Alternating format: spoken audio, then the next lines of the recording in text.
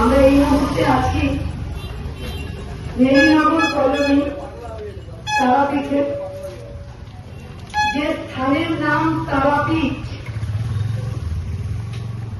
মেদিনীনগর colony, Ashutosh colony, এই অঞ্চলগুলো গড়ে উঠেছিল এক সময় হাজার হাজার লক্ষ লক্ষ মানুষ, যারা স্বজন হারিয়ে, ঘর হারিয়ে, ভিটে হারিয়ে শুধুমাত্র কোন দেবতাকে বুকে আঁকড়ে,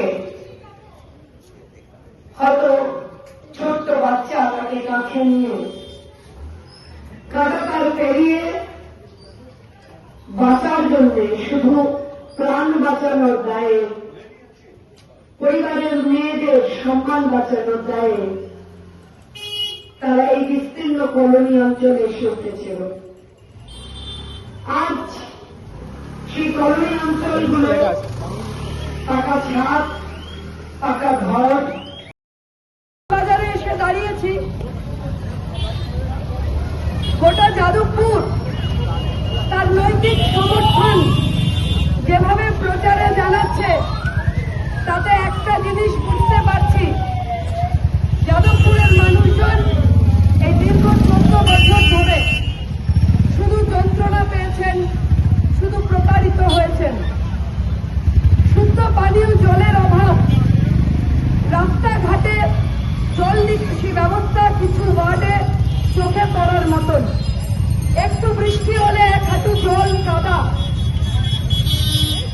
আমি আপনাদের কাছে অঙ্গীকার করছি, যদি যাদবপুরের মানুষ আমাকে আশীর্বাদ করেন, আমাকে কাজ করবার একবার সুযোগ দেন, আমি যাদবপুরের ঘরের মেয়ে, আমি আমার ঘরের মানুষের সমর্থন চাই এবং কিছু কাজ করার মধ্যে দিয়ে যাদবপুরকে এক নতুন রূপে সকলে মিলে গড়ে তুলব, এই অঙ্গীকার করছি।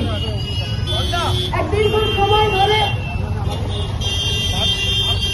চিকিৎসা ব্যবস্থা এমন তার পরিকাঠামো, যাদবপুরের মানুষকে 2000 লোকের পিছনে 2 টাকার টিকিটে বাঙুর হাসপাতালে যেতে হয়। আমার প্রশ্ন, এই দীর্ঘ সময় ধরে আমার বামপন্থী দাদারা, বন্ধুরা, ভাইয়েরা যারা বারংবার বলে গেছেন পুঁজিবাদের বিরুদ্ধে লড়তে হবে একসাথে, আমি সেই বামপন্থী দাদাদের বলবো যে কেন যাদবপুর বিধানসভার অভ্যন্তরে একটা প্রপার সুপার স্পেশালিটি হাসপাতাল গড়ে তোলা গেল না?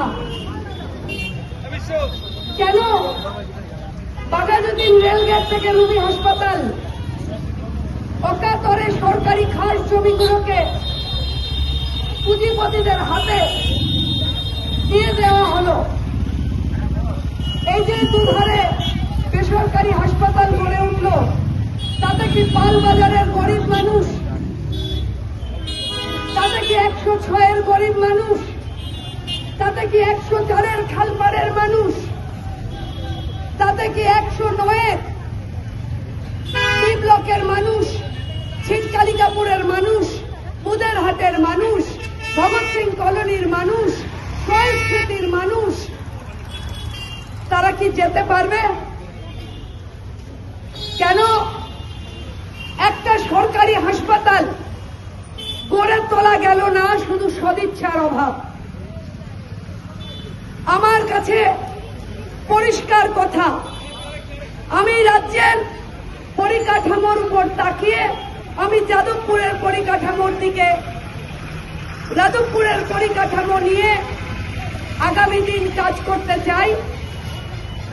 তাই পালবাজারের সমস্ত মানুষের কাছে আমার বলা, আগামী দিনে এই পালবাজারে বড় সভা হবে, বারংবার আমাদের নেতৃত্ব এসে কথা বলবে।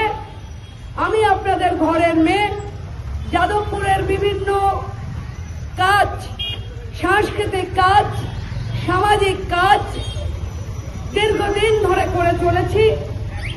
আমাকে এই অঞ্চলের মানুষ চেনেন। আমাকে একটিবার সুযোগ দিন, একটিবার আশীর্বাদ করুন। আসুন নতুন যাদবপুর গড়ে তোলার অঙ্গীকার করি আমরা।